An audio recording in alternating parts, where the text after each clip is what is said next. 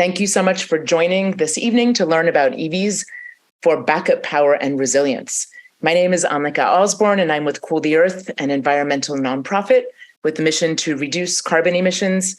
While we are big fans of walking, biking, public transportation, and carpooling, preferably in an electric vehicle, with our Ride and Drive Clean collaboration, we work to advance the adoption of electric vehicles, EVs, and e-bikes in a fair and just marketplace. Today, we're going to talk about EVs for backup power. This technology is advancing quickly. Just imagine in a few years when we come home at the end of the day, when electricity is expensive and not so clean, powering up our homes with the energy stored in our EV batteries, and then charging our EVs at off-peak times, like when the sun is shining, when there's ample, clean, inexpensive electricity available from the grid. We're excited to offer this webinar tonight, and we thank City of Palo Alto Utilities for their sponsorship, which gives us the opportunity to explore how EVs not only help reduce carbon emissions and air pollution, but can actually add resilience during power outages or when you need electricity away from your home. Here's our agenda for this evening. We'll be starting off by talking a little bit about why, the benefits of EVs. Then we'll talk a little bit about vehicle to everything, or V2X. We'll go into some solar and battery solutions. We'll talk a little bit more about our nonprofit work, Ride and Drive Clean, what we're up to, what else we're doing, and how we can support you and the people you know in their journey to going electric. At the end, we'll have a Q&A. I'd like to introduce my co-presenter, David Rempel, and volunteers David Fox and Chris Bow. Please say hello. Give a quick wave, maybe, who will be helping out in this in the chat as well. We're also lucky to have City of Palo Alto Representative Connie with us tonight to answer any questions specific to CPAU in the chat. So there are many benefits to driving electric. In California, our passenger vehicles are the single largest source of GHG emissions, representing up to 50% or more of our individual carbon footprint. When we switch from a gas car to an EV and plug into clean energy, like we can here in the Bay Area and in Palo Alto, we are taking impactful climate action by reducing both carbon emissions and air pollution. And there's no sacrifice when we drive electric. In fact, we can save time, money, and enjoy a better driving experience. Today, our big focus is how EVs can help us power up appliances and homes during a power outage, and may eventually even help us to stabilize the grid. Traditionally, EVs have used electricity from the grid or solar power to charge their batteries, following a one-way or a unidirectional flow of energy. The stored energy is then exclusively used for driving the car. However, with advancements in technology, we now have bidirectional charging, which allows the EV battery to not only power the vehicle, but also be utilized for other purposes, like powering appliances or even your home. Today, we'll be focusing on this exciting bidirectional charging capability. Many EVs now come equipped with bidirectional charging, and many more will be coming out soon. Since the batteries in EVs are truly massive, similar to 5 Powerwalls, there's a huge opportunity for EV batteries to be used for a variety of applications. Vehicle to everything, or V2X is the umbrella term of using your EV battery to store electricity that can be used for a variety of purposes. Vehicle to load is using your EV's battery to power up appliances like a refrigerator at home or electric tools away from home. Vehicle to home is connecting an EV to a home electric panel, so the battery acts as a generator. Later in this program, Chris will be sharing about how he uses his Ford F-150 Lightning to power up his home. Vehicle to grid is supplying energy from the EV to a utility, for example, during an outage or during peak usage times. With vehicle to vehicle, you can charge another EV, as Chris will also demonstrate. While there are solid solutions for vehicle to load available today, we're just getting started with vehicle to home, and there are lots of pilots going on for vehicle to grid integrations. And the City of Palo Alto Utilities is following the technology closely, and at this time, they do not yet have any specific programs or permitting requirements around V to H, or vehicle to home. Before we start digging into true vehicle to load, I want to start by sharing this 300-watt inverter that can be very useful to power up small appliances when you lose power. After the past, few months, this winter that we've had, lots of storms and power outages, you may be interested in this type of inverter. You can, and actually, I can't remember your name, but I was texting with you in the beginning, Bruce. You can actually use this type of inverter for your Toyota Prius. Hopefully it's a plug-in Prius Prime. But you can use this inexpensive inverter. It's $30 on Amazon. You could plug it into your accessory port of any EV and power up cell phones, laptops, LED lights, even an electric cooler. To be fair, you can use this in a gas car as well, but you'd have to leave the vehicle running the whole time. And we're focused on reducing emissions and on zero emission solutions. So we recommend this for EVs. 3 years ago in San Rafael, we lost our power for 5 days. And we used this inverter to power up, our cell phones, laptops, even a bunch of string lights, which brought us some comfort into our home, which was otherwise dark in the evenings. You can even use this if there's a short power outage during the workday and you need to power up your computer. It's a handy and inexpensive small solution. So while the smaller 300-watt inverter can't power up a refrigerator, some new EVs can, as they have higher wattage bidirectional charging ports.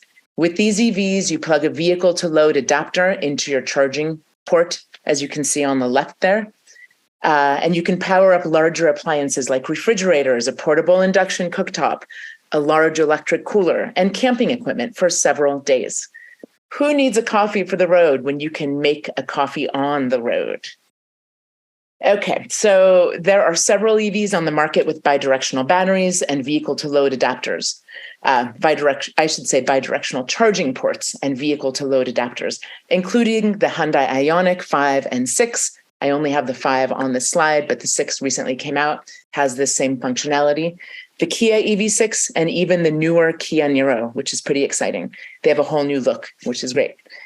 In fact, the California legislature, as we just discussed earlier, has proposed a new law, SB 233, that if passed will require all new EVs sold in California to be equipped with bidirectional charging beginning in 2027.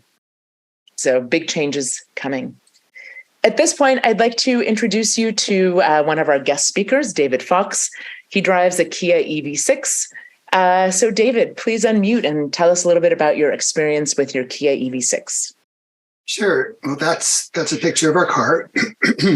And as you can see, looks like we're making popcorn and running a portable refrigerator off of the back of the car.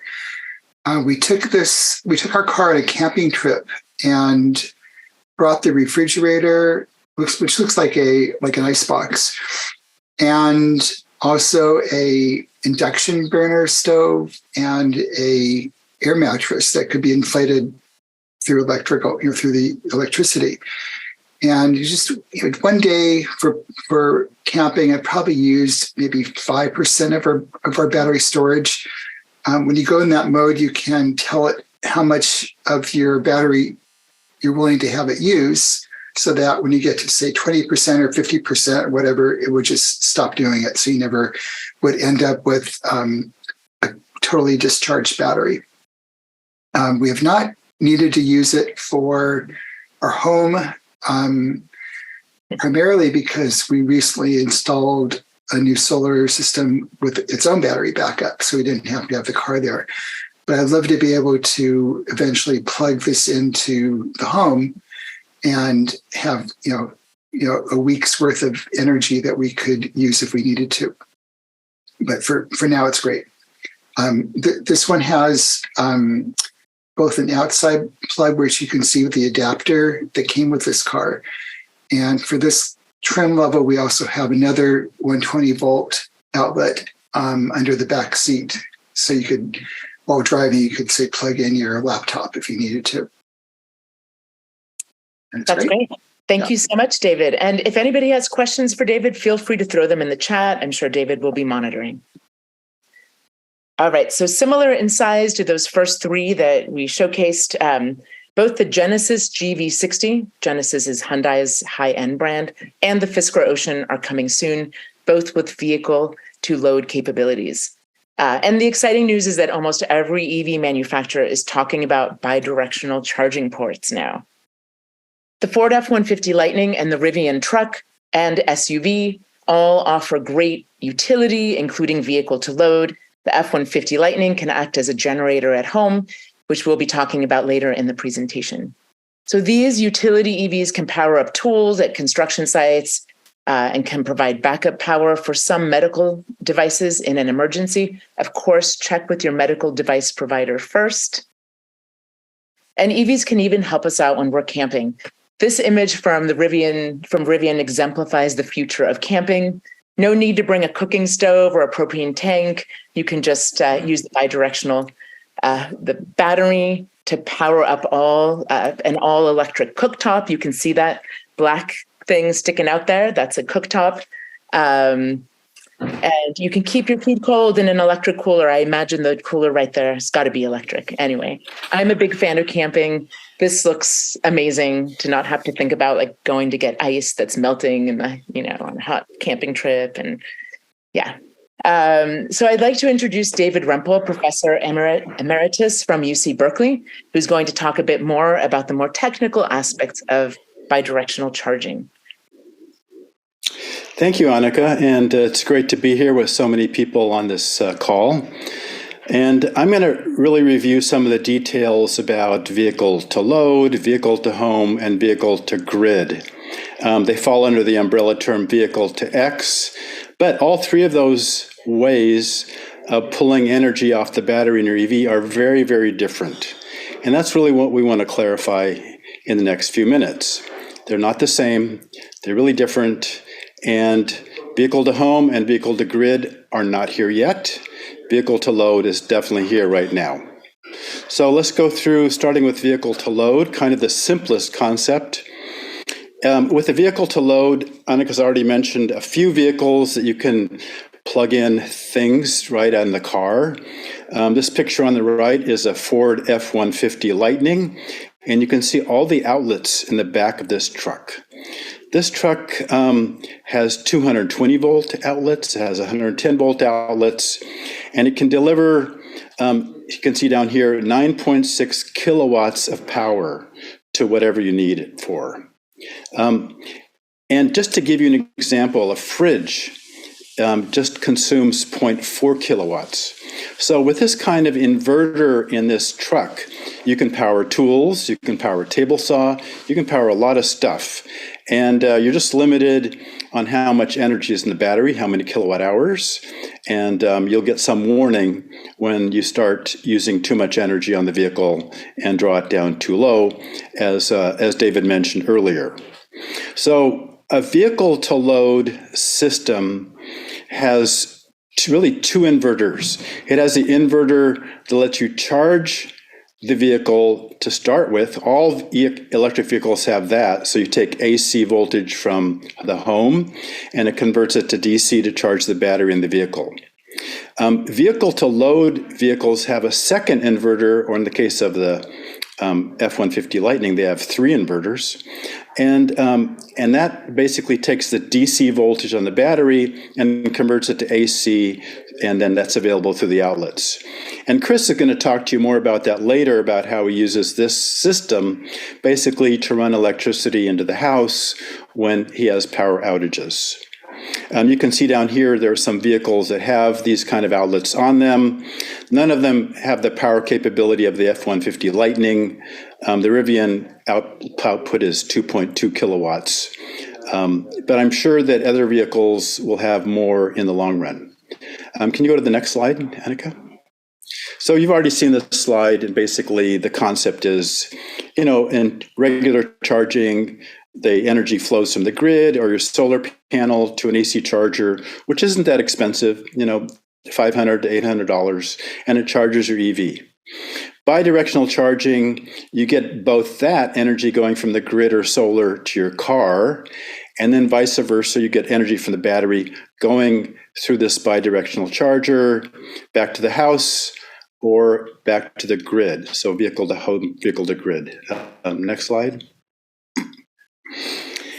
And the concept of vehicle to home is more complicated. These bidirectional chargers aren't $800, they're not $500, they're about $4,000 right now. And they're not really ready for use. So not only do these boxes cost $4,000, but they require permits for installation because they have to be connected to the electrical panel. And that installation can be anywhere from a couple thousand to $10,000, depending on the complexity of the electrical system in your house. I don't know of any community in California now that allows vehicle to home bidirectional chargers. Basically, the communities haven't figured out yet how to permit these. They require permitting, and the permitting process, there's a lot of thinking about how to permit that. So I think even in Palo Alto, you can't install these yet, but you may within the next year. These bidirectional chargers are complex. They have not only an inverter in them, they also have an automatic transfer switch. So they can detect when the grid power goes out, and then it automatically then switches from the grid providing energy to your house to your vehicle providing energy to your house. So that what makes the system more complex than others. And this automatic transfer switch, because it has to detect when the AC voltage from the grid has gone out, is a complex system. It's not just that the voltage goes down, it's also doing frequency sampling. Next slide. So there's a bunch of companies that are beginning to market bidirectional charging, but some of these chargers need to go through an underwriter laboratory review, and those reviews are in process. And they also need to get clearance from the electric vehicles that those EVs will allow these bidirectional chargers to work with the EVs. And that's a system and a process that's just being worked out now. Like Annika said, almost every electric vehicle manufacturer is thinking and working on bidirectional chargers.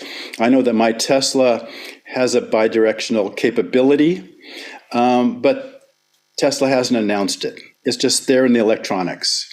They say, well, we're coming out with it next year, but it's already there. I know that. So there's a lot of EVs that have these systems in place, but the manufacturers haven't announced it yet because they don't want you to start using it yet. So you have to kind of match the bidirectional charger with the EV, and this whole system of matching the bidirectional charger with the EV is a current work in process. Next slide.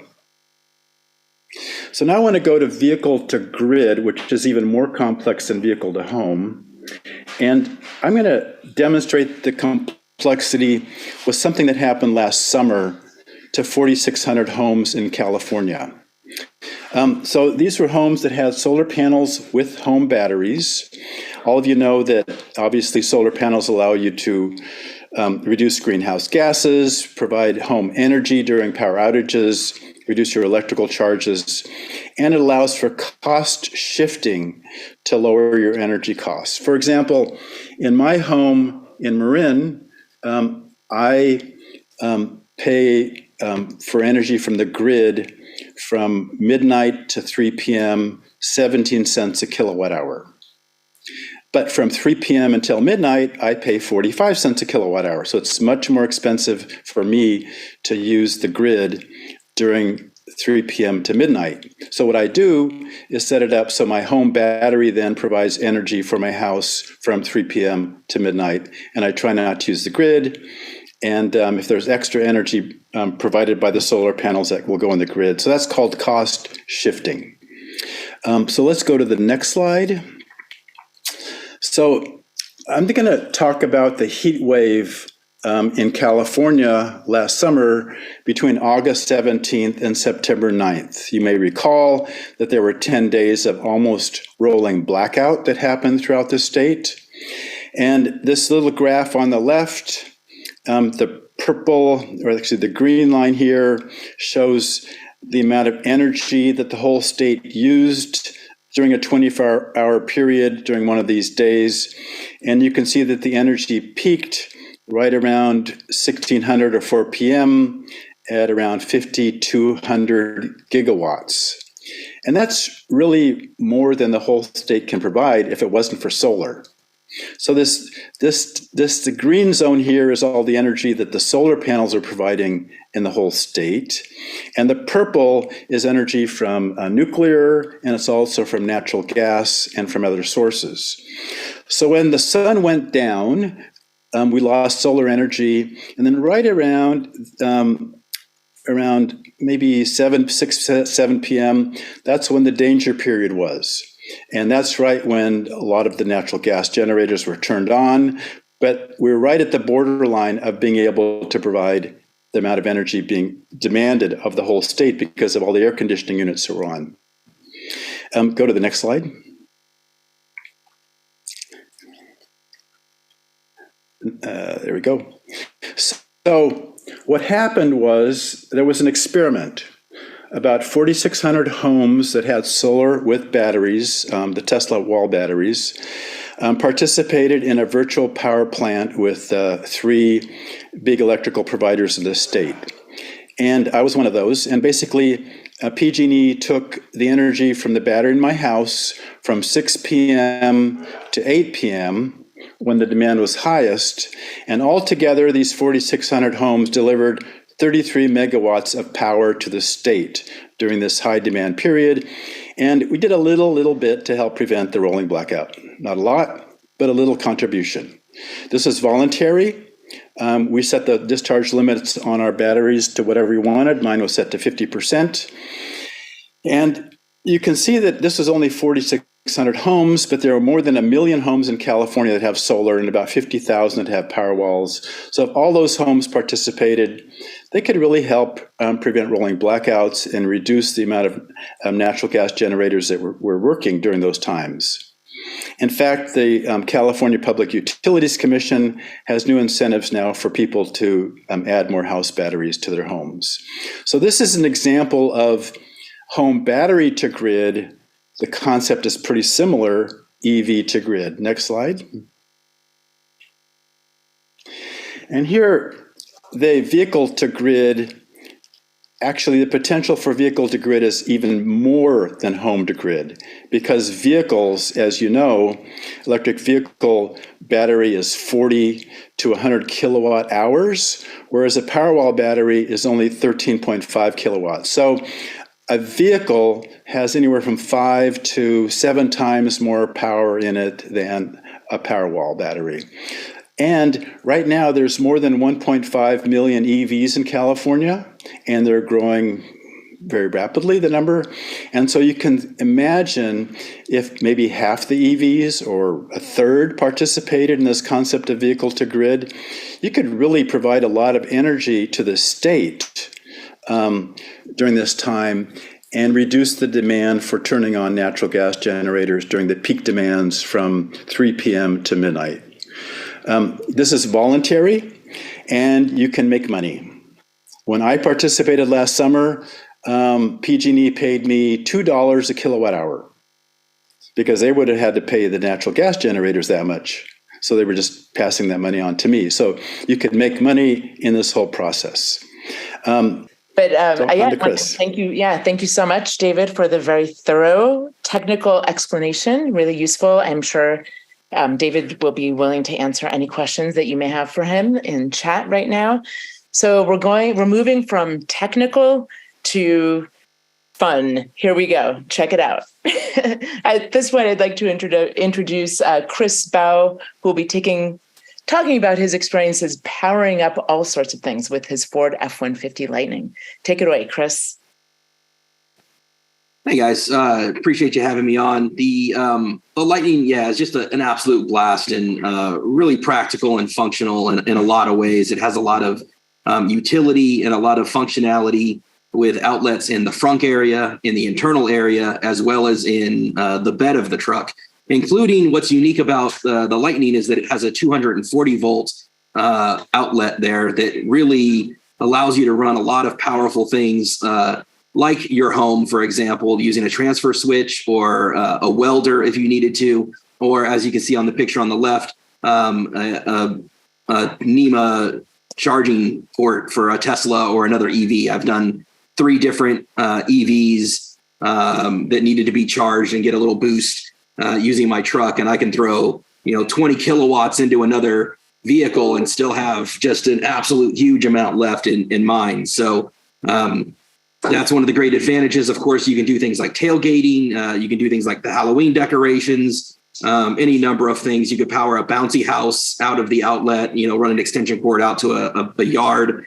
And you can run an air mattress for camping, for example, right out of the bed and throw a tent over the bed of the truck. So there's just, and of course, grills and all those kind of things for camping or for tailgating as well. So just a unlimited amount of things really that you could run. I mean, the amount of power that you could pull out of it before you'd even stress it is pretty remarkable. So just from a functional and fun standpoint, there's a lot you can do there. Now, we talked a little bit about the kind of vehicle to home and some of the challenges with it. I said a little bit in chat that Tesla really hasn't mastered from a software standpoint with Powerwall. And there's a bit of a gap there when it comes to the Sunrun system that Ford uses. There is a bidirectional charger. It has basically the ability to take the DC right out of your CSS charge port. And it's using that a lot like a solar panel string would be for a string inverter. And that's really what they're using. They're using an inverter just like you would for solar panels, taking the DC, running it in just like another string of solar panels and kicking it right back out again. Unlike Powerwall, though, Powerwall instantly detects when there's a loss of power, and your house doesn't even lose power at all. You might get a little flicker sometimes, but it's really instant. And that's not the case with the Ford system. The Ford system takes anywhere from a minute to 3 minutes, and it takes and figures out that the grid is down, realizes there's a problem. It uses a Bluetooth connection, which frankly, Ford has had some difficulties with the Bluetooth module, and it's caused it to be inconsistent at times. So there's a lot there from a hardware and a software perspective that they're not quite to the Tesla level yet. And there is some bugs they're trying to work out of the system, but it does power your entire house just using your bidirectional charger. And it's a phenomenal system.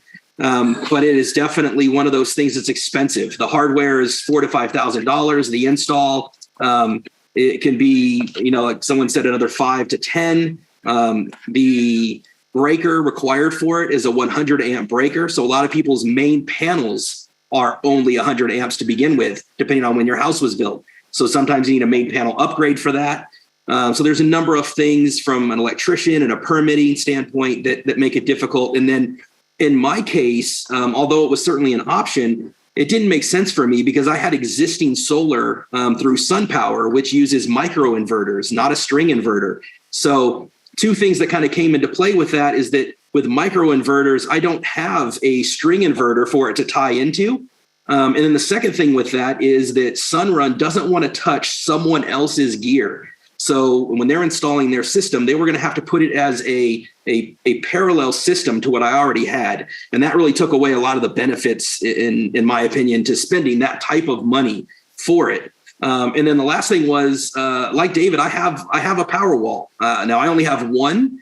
And so I don't have a whole lot of capacity there. But having the truck allows me to and I'm part of the virtual power plant that Tesla does as well. So I can set my Powerwall all the way down to a 10% buffer, and it can use 90% of my Powerwall to help the grid. And I know I've got my truck as a backup if that should ever get to that point. And then the other thing is when I do have an outage, I use my truck more than the Powerwall, because then when I go to work the next day, especially in stormy season, like you'll hear about later, if the sun's not up, then it's not going to recharge my Powerwall all the way. So there's a number of, my Lightning takes the place of 4 Powerwalls, and in a way, it's like getting a truck for free. So I kind of took a different approach. I didn't do the Sunrun system, both from a cost perspective, and it didn't make sense for me with my existing hardware. So if you want to go to the next slide, I'll kind of show you the way I got around that. Is I just use the 240 volt outlet out of the bed of the truck and use it the way you would a natural gas, propane, or diesel generator. And it goes straight out of the bed of the truck, and it goes into a manual transfer switch. So In this case, unlike a Powerwall or even like the Ford Sunrun system, it will not have the system logic and the hardware to automatically switch it over. But like we said before, even with the Sunrun system, it was going to be 1 minute to 3 minutes anyway for the hardware to detect it and do it. In that time, I just pulled the truck up, plug it into the house, and switch it manually myself. And so I can decide how much of the home to use using that manual transfer switch. But essentially, it will run everything but my air conditioner and my oven. Those are the two things I don't have connected to it. The air conditioner would just draw too much power. And then again, the oven wouldn't be a good use of the power. I could technically do the oven, but it just wouldn't make a lot of sense, in an emergency situation. So, but otherwise it runs everything else. The garage door, all of my internet, I have 3 different refrigerators, all the lights, my whole house fan. So even though I can't use my air conditioner, I have a whole house fan that can come on. And so all of that can run off of it. And then you can see a picture here of the screen where it shows the Pro Power being used out of the truck. And I can also, just like with the Kia model there, I can set a limit. I can say, save X percent or 50 miles or 100 miles or whatever. Same thing with camping. I can set a limit so that it won't use more than I want it to. And then that would presumably give me enough time to then drive to a charge station outside of the outage zone and recharge the truck if needed and then bring it back again. So that's the kind of creative way I got around it. And rather than spend 10 grand or more, I spent less than 1,000 to do it this way. So that's what I did. And thank you so much, Chris, for adding some great color and some examples and really showing how the solution has really worked for you. It's awesome. Yeah, absolutely. I'm going to shift focus a bit and talk about accessing clean, affordable energy. Once you start driving electric, it's ideal to charge your EV from rooftop solar. It's a great feeling to charge your car from the electricity that you generate from your own home, your own roof. And for more resilience, you may want to consider a home storage battery. There's a federal tax credit available for solar and storage this year and for the next 10 years, 30% off the cost of the solar and the battery. So that's a really great situation. If you're not ready for solar, you should be happy if you live in Palo Alto, that City of Palo Alto Utilities electricity is already carbon neutral, and CPAU has some of the most affordable electricity around.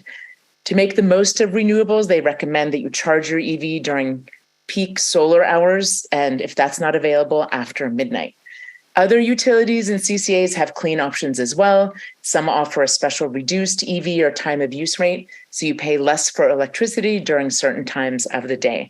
All of our local electricity providers are listed here, whether it's a small municipal utility or a CCA, which is an alternative to getting electricity from PG&E. All right, so a little more information here. So about who we are and what we do.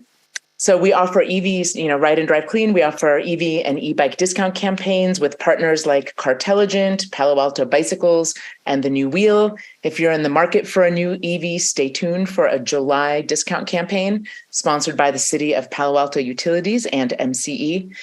As you can see, this is on this slide. This is an example of our last EV discount campaign that we had going on this last March and April, I believe. I think it was March. Yeah. So we're excited. We're hoping to do 3 or 4 EV discount campaigns every year to help you drive electric, as well as these e-bike discount campaigns. We also host EV and e-bike shows, so you can check out new and some of the most popular EVs on the road and talk to EV owners about driving electric. We have a few coming up in late summer and fall in Fairfax, Napa, and Greenbrae. We'll let you know in our newsletters. Our partner, Actera, who also does programming for CPAU, is going to offer some programming as well this summer. In addition, we offer weekly Zoom webinars with a variety of topics. City of Palo Alto Utilities is sponsoring another webinar, Save Money with an EV, in early July, right before the EV discount campaign. You can find them on our events page, and we include them in our upcoming newsletters. Finally, you can check out Ride and Drive Clean's robust website with information on EVs, e-bikes, incentives, charging, and more. So I'd like to thank you all for attending this program this evening, whether you're wherever you are in your journey to an EV. I know a lot of you on this call already drive electric. I hope it was helpful. If you don't already drive electric, if you can make the switch to driving electric now, we're here to help. The sooner the better. If you're not ready now, can we have your support by pledging to make your next car electric? Our biggest ask really is please don't buy a new gas car. It will be on this earth emitting carbon and air pollution for the next 12 to 15 years. And we have to stop doing that quickly. Why is V to H and V to G so much more complex and expensive than what it takes to incorporate a home battery and or solar into a home and grid? Yeah, I mean, it's actually similar. When I had my Powerwall installed, it was about $12,000. And to do the vehicle to home / grid, it's similar. It's somewhere in that $10,000 to $12,000 range. And that is, so they're in the ballpark together. I mean, it really depends on everybody's house is different, how far away from the panel, do you need a new panel, all these types of things, right? And all the hardware involved. And then Tesla does it at scale. So they have the benefit of, they've done so many of them and they have it so scaled up with the Gigafactory in Nevada that they can get the price down a bit, especially when it's paired with their existing solar offerings. So there's a number of things that, advantage of scale to market that Tesla has versus an upstart, right? Kind of compare the price of a Lucid, for example, low volume vehicle to say a Model S. Lucid is much more expensive. They do have bigger batteries. There's a number of other reasons, but the scale of Tesla really drives their value. And so when you buy, especially 2 or 3 Powerwalls, the price per gets reasonably decent. And then there's rebates that drive it down even more. Like I think of the $12,000 that the install cost between the tax rebate and credits from California, I only paid $8,000. So there's things that also make it more possible as well. But they really have mastered the scale of it and the software end for sure. Hey, Chris, you basically used the vehicle to load concept to provide power for your house with the manual transfer switch. And I think I missed it, but can you go over the kind of the complexity of setting that whole thing up and how much it cost you just to do that more simple way of plugging your truck into your house? It's kind of like you'd do with a generator, I guess. Yeah, it's exactly the same. And so all it really was is that I've got a sub panel in my garage that already exists. And it powers most of the house. The only thing not on that sub panel is like my washer and dryer in the garage, my separate EV charger that has its own circuit breaker that goes to the main panel, and my air conditioning. Everything else on that sub panel in the garage, they just took and installed a manual transfer switch. There's one called the Generac Home Kit, is a really good one. And they just put it literally right next to the sub panel in the garage, and they just jumper all the wires right over to it. And I can pick, I think you can get anywhere from 6 to 12 circuits, depending on what model and how many breakers you put in there. And so the manual transfer switch itself is somewhere in the neighborhood of $400 to $600, depending on what model and breakers and what accessories come with it. And then you've got the cost of the electrician themselves. I'm lucky that I've got an electrician buddy who kind of, gave me a friends and family discount, right? So it cost me about $1,000. Might cost someone else, $1,500 to $2,000, depending on how much copper, all that stuff is needed. But reasonably priced compared to, the other options. And so, yeah, it otherwise is just a twist lock that you plug straight in, just like you would any other generator. And then you flip your different breakers, one at a time for whatever you want, depending on what you think the outage would be. If it was an earthquake or some kind of major natural disaster, I would be more conservative. If it's just a line down, like I had a line down in February, I ran everything because I knew PG&E would have it back up in the next 24 hours, and that was not a problem. But it lets me, like you, I do the load shifting, right? So I let my Powerwall get all the way down to like 10%. And the risk there is that if I use all that during peak hours and then I get an outage, at 10 o'clock at night, I don't have enough Powerwall left to get me through the end of the night. But what it let me do is not have to buy 2 or 3 Powerwall. I just bought the one for the immediate short outages. I use the truck for the bigger, longer term stuff. Got it. Thank you. Carlene? Oh, yes. Hi. Thanks to all the presenters. Introduce you. This is Carlene Cullen, our Executive Director of Cool the Earth and Ride and Drive Clean. Hi, everyone. Thanks. Great presentation. Thanks, everyone. I had two things. One is a question also for Chris about permitting, and I don't recall if you went through that. I'm wondering what that was like and where you live. And also, I wanted to point out that I use my EV. I've been using it for, at least 5 years for vehicle to load. And it's really amazing that I haven't had to get a power wall, and, it's for power outages as I use it for that purpose. And when recently, so I live in Marin County, and a few years ago, we had a power outage. I used my EV for several days, and then I just drove it over to Richmond, where their power was still on, filled it up at the charging station, and then brought it back home to my location. So, there's really EVs are the one of the answers to power outages, even though people have that usually the opposite sort of impression. So, Chris, over to you about the permitting. Yeah, so I live in the city of Hayward out in the East Bay, and at least here in Hayward, they just treat it like they would the permit for any solar installation. So what I did is in my case, I added panels to my house because I knew I was getting the lightning and I needed more panels to help offset that cost. So I had a combination of things going on where I did a power wall, added some more panels to the house, and did the transfer switch all at the same time. And so it was all permitted together, and it was treated just like a solar permit would. And the Tesla Powerwall is similarly, it's just like a solar permit because it really is just using the DC power like it would a string of solar panels. And so that's how they approach it. They approach that stuff just like they would a solar permit. And for that matter, by the way, you also have to do an interconnection agreement with PG&E to put on a vehicle to grid, whether it's the Sunrun system or a Tesla Powerwall. You do have to put that in with PG&E as well, and they have to give you permission to operate, and it resets your date of net metering. It's all kind of connected that way, and it's very similar to solar. Okay, great, thanks. And how do you like your Ford F-150? It's awesome. It's absolutely amazing. It's an absolute blast.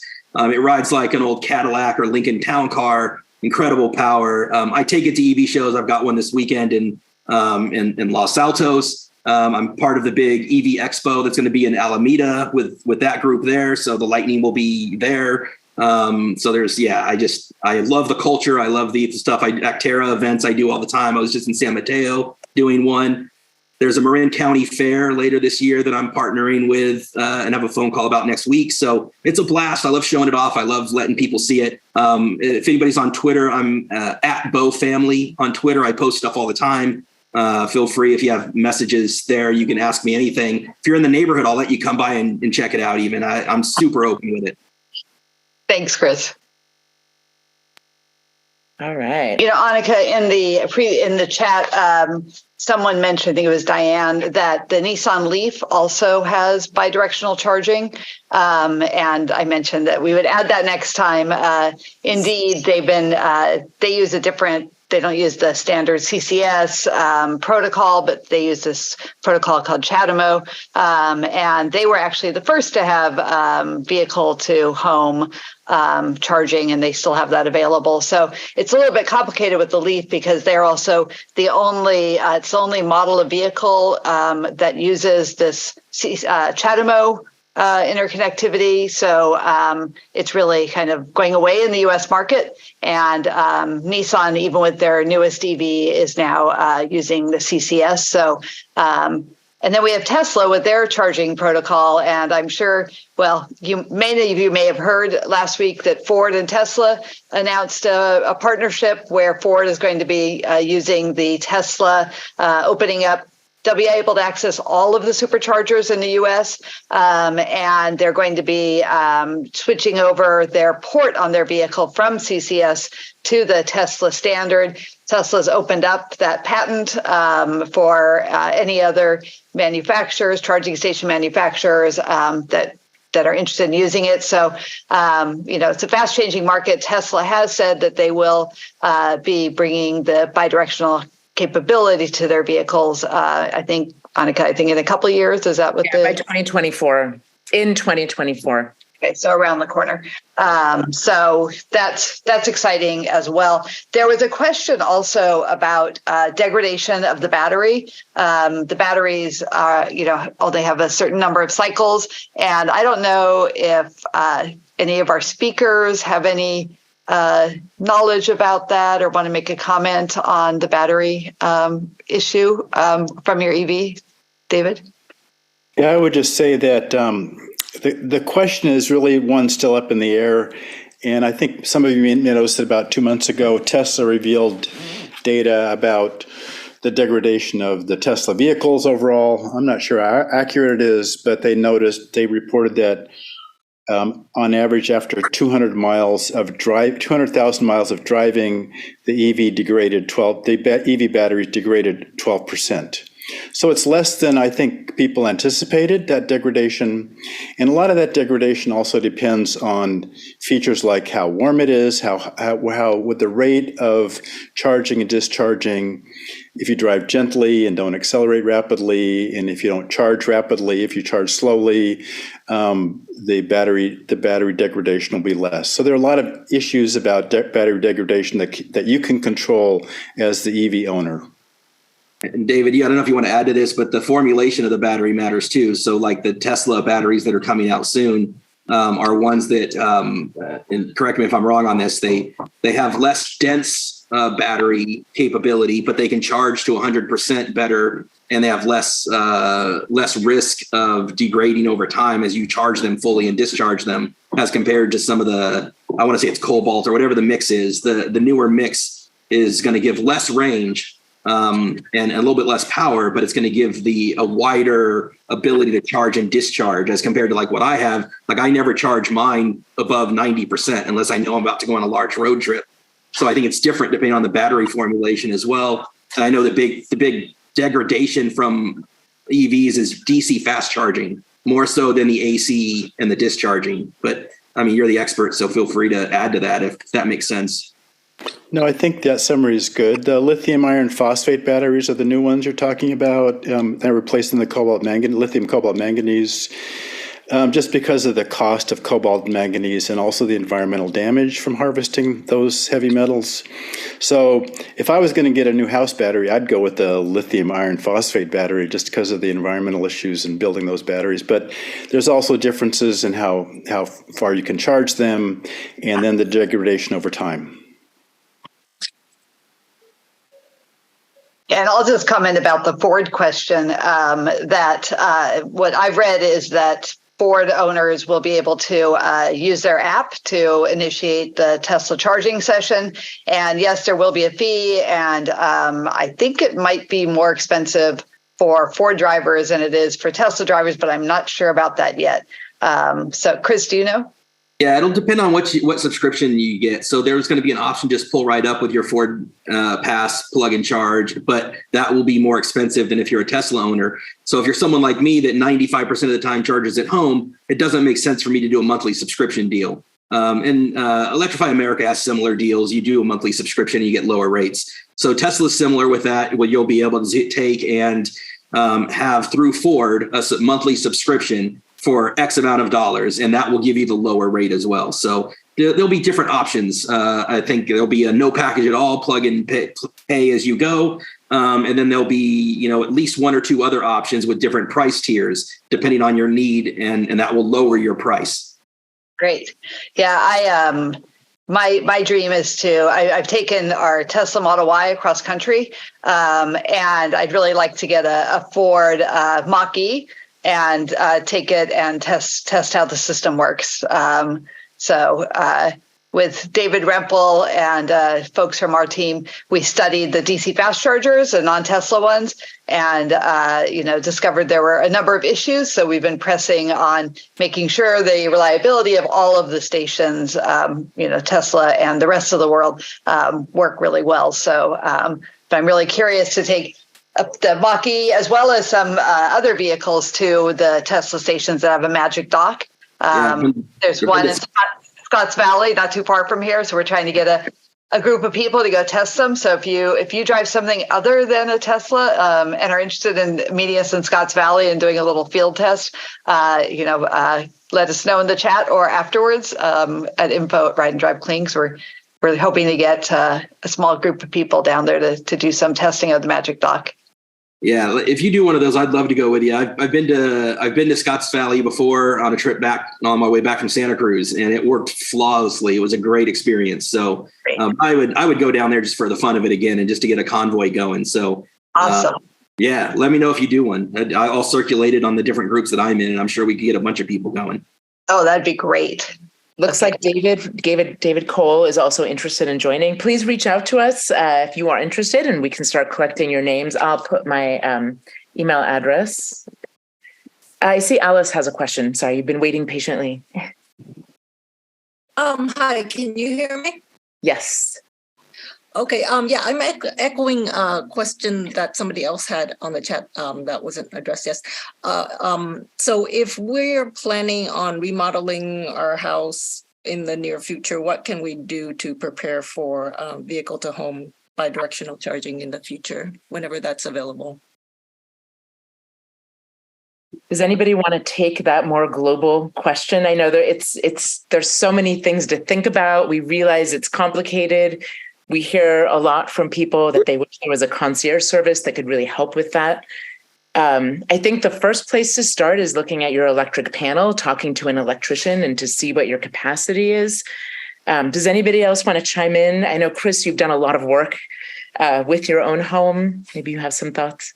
Yeah, I think the first thing is exactly what you said, the electrical panel, because a lot of panels start, if your house was built in the 50s or anywhere in that genre, at 100 kilowatts is, or 100 amps, I'm sorry, is your typical home panel. Sometimes you get a 150. You're probably going to need a 200 amp or bigger if you've got a big 2-story house with a whole bunch of other stuff already there.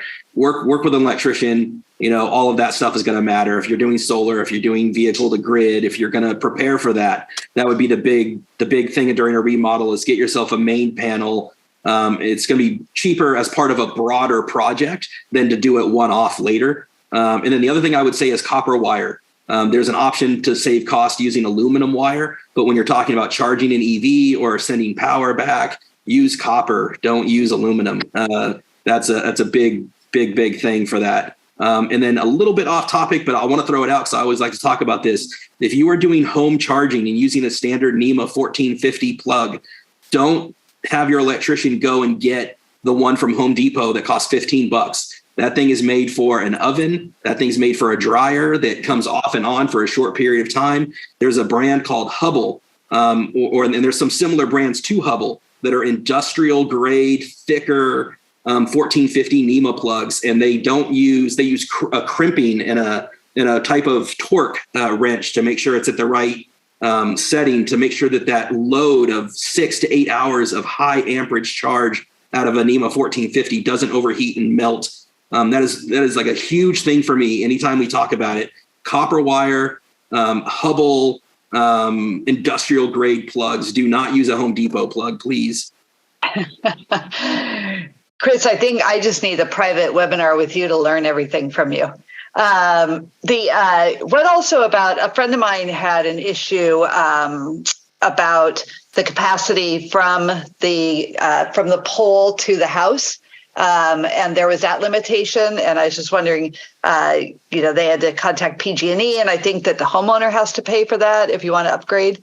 I haven't personally done it, but I've seen plenty of examples where that happens, where the transformer near your house or the distance to it doesn't have enough. Depending now, most homes this isn't going to be a problem, but that will occasionally come up. And I know in a couple examples, there were costs associated with that, or even trenching was involved to get things to an area, and that cost money. But I know of at least a couple other examples where they kept on PG&E and they worked with their local city council representative, and they just kept pushing and pushing, and they eventually got PG&E to cover the cost. But that's going to take, probably relationships and some city council help and some grinding over a period of months. But I've seen examples go both ways where PG&E is like, look, you need to upgrade this anyway. It's an infrastructure thing that you should be doing. And in other examples where PG&E might say, look, we just don't have a need in your neighborhood, but if you want it, you've got to pay for it. So I've seen it go both ways. Yeah. Could I chime in on this one? Yeah, sure. So there's redwoodenergy.net and Menlo Spark. Both are big fans of the low watt diet. So instead of paying the 10 or 20 grand for a new transformer down the street and new buried wires up to your house, you get a smart panel, which basically allocates power so that not everything's running at once. And if you've been on a smart meter for the last year or two, you can go back and look at your peaks and see how often and how big they are. And usually just shifting loads a few minutes, 15 minutes maybe, is enough to keep you down so you don't need larger service wires coming to your house. So definitely consider charging your car at 20 or 30 amps instead of at 50 or 80. Right sizing appliances can make it so that you can use smaller service wires and maybe even your existing panel, or not your existing panel, but at least those wires, and not have to upgrade the transformer down the street. So look around. There's very thrifty things you can do to not have to either upgrade your panel, or, like I say, you can get a smart panel, or you can also get smart devices that will have either your dryer run or the car charge, but not both at the same time. Things like that. So there's a lot of options, and redwoodenergy.net has great booklets, electronic booklets describing how you can electrify your home without massive panel upgrades. And that's a super fair point, because in the case of the Ford Lightning, the bidirectional charger with Sunrun, it is using an 80 amp bidirectional charger for that. But you don't have to. You can go into it, you can open it, and you can downrate it down to as low as 16 amps. And you can still get the bidirectional function out of it. So yeah, super great call out there, because the 100 amp breaker is only needed if you're doing 80 amp charging. You can absolutely downrate it down to 24, 16, whatever is going to work. And a lot of the Lightning has a huge battery. That's not the case with a lot of these smaller vehicles. So you don't need to necessarily get that type of charger for it. So that's a good call out. Okay, there is another question for you, Chris. I don't know if you saw it. Is it called a manual transfer for a sub-panel? So yeah, it's called a manual transfer switch. And so if you you can go to Amazon. If you plug of myself, if you go to @BowFamily on Twitter, I have a blog post through Aptera where I give in the article, it has a link straight to Amazon with where you can get one of these manual transfer switches. But there's a number of different manufacturers that make them. And just put in manual transfer switch on Amazon, work with your electrician, and they typically will put it right next to your existing sub panel. Although you don't necessarily have to. It's just really easy to take that existing sub panel and move those wires directly over. It saves some costs that way. But in my case, my sub panel powered most of my house. Like I say, with the exception being my washer, my dryer, one wall of my garage, and my air conditioner. So it worked for me, but you may have multiple sub panels. It may not be the same for your situation. So you got to work with your electrician on that. But yeah, manual transfer switch is what you're looking for. And the one that I recommend is called the Generac Home Kit. The Generac Home Kit is a really solid one that switches everything. It switches the ground, the positive, and the neutral. Most won't do all three. So personal recommendation, but the other ones also work. Thank you again all for coming. Thanks, Annika. Thanks to David and Christopher and David Rempel. You guys are awesome. Thank you.